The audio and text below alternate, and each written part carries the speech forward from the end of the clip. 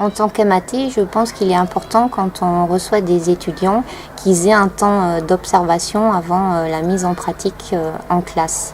Parce que ça peut être plus compliqué lorsqu'on reçoit des M1 qui ne sont que 15 jours sur place dans nos classes. Pour ma part, je n'ai accueilli que des M2. Dans la mesure du possible, j'essaie de discuter en amont de leur stage avec ces étudiants afin de connaître leurs attentes et de mettre en place des pratiques qui leur permettra d'observer les attentes qu'ils souhaitent. Être MAT pour moi est une richesse, ça permet non seulement d'avoir un retour réflexif sur ses propres pratiques, mais aussi de les faire évoluer par des discussions constructives avec les étudiants.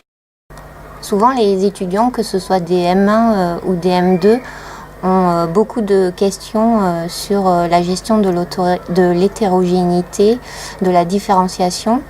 Et je pense que le MAT doit les accompagner pour qu'ils construisent eux-mêmes leurs outils afin de les mettre en place ensuite dans leur classe quand ils seront en poste.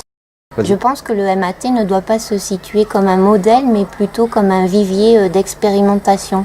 Il doit permettre aux futurs enseignants de construire ces outils et de mettre ces pratiques en place dans la classe du MAT en construisant ses propres outils à lui et non pas en se modélisant sur le MAT, ce qu'ont tendance à faire les étudiants.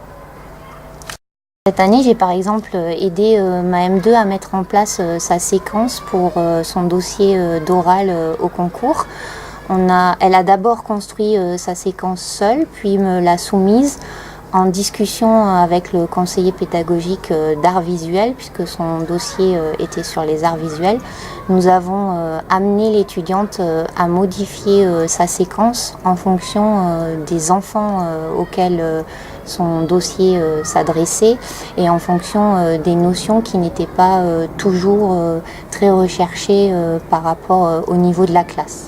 Souvent, les étudiants, quand ils arrivent en stage, n'osent pas prendre la classe et nous disent qu'ils ont peur de mettre en pratique une séance. Je pense qu'il ne faut pas hésiter à leur donner confiance et à leur faire essayer de prendre la classe le plus souvent possible pour que justement ils construisent eux-mêmes leurs gestes professionnels et qu'ils essaient avec un regard d'une personne plutôt que de se jeter dans le bain seul.